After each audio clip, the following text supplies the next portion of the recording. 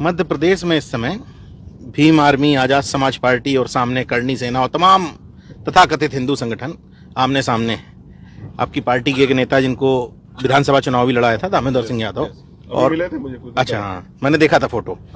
तो क्या है, मतलब किस तरह की लड़ाई है ये? देखिए, एक चीज आप जान लीजिए, मैं इस चुनाव में बिजी था तो ज्यादा उस पर बात नहीं कर पाया, लेकिन अब मैं जाऊंगा तो बात करूंगा।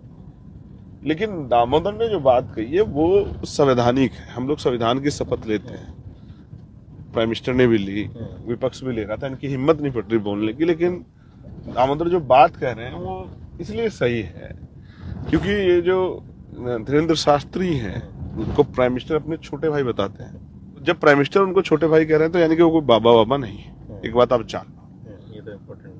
अगर आप एज के आधार पे छोटा भाई कह रहे हो तो वो मुझसे भी एज में 10-12 साल छोटे होंगे। मगर इम्पोर्टेंट बात क्या है जो उन्होंने अपनी वो रखी है कि हम ये हमारे डिमांड्स हैं, इनको लेके यात्रा कर रहे हैं। इसमें एक महत्वपूर्ण है कि हिंदू राष्ट्र बनना चाहिए।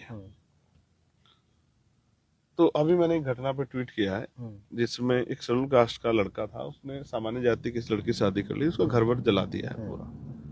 असल बात यह है कि हिंदू राष्ट्र का नाम लेके कोई यात्रा निकले तो वो गौरव की बात है, वो राष्ट्र प्रेम है। लेकिन अगर कल मुस्लिम समाज के लोग इस्लामिक राष्ट्र बनाने के लिए यात्रा करने लगे, देशद्रोही है, तो देशद्रोही है और पूरा आतंकवादी और तमाम कार्रवाई हो जाएगी। इसी बात को सिख समाज के लोग लेके घूमने लग जाए कि हमें खालिस्तान बनाना है, तो आप उनको टेररिस्ट कह के और उनको खिलाफ जेल में बंद करते हुए।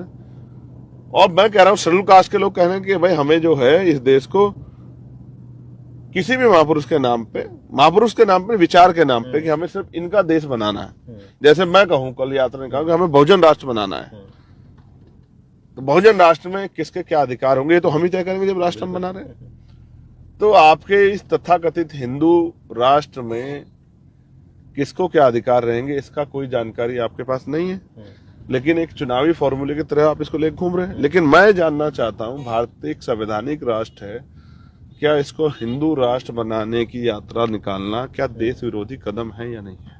मुझे उनकी यात्रा से कोई परहेज नहीं है, खूब यात्रा निकालें, गिरे पड़े, जो उनको बनाए वो करें, कहीं लेटे कुछ ही करें। हाँ सही है। लेकिन अगर मैं कल इस देश को बहुजन राष्ट्र बनाने के लिए यात्रा निकालूं तो क्या सरकार मुझको उतनी सुविधाएं देगी जितनी उनको दे रही है, उतनी सुरक्षा देगी, उतनी परमिशन देगी?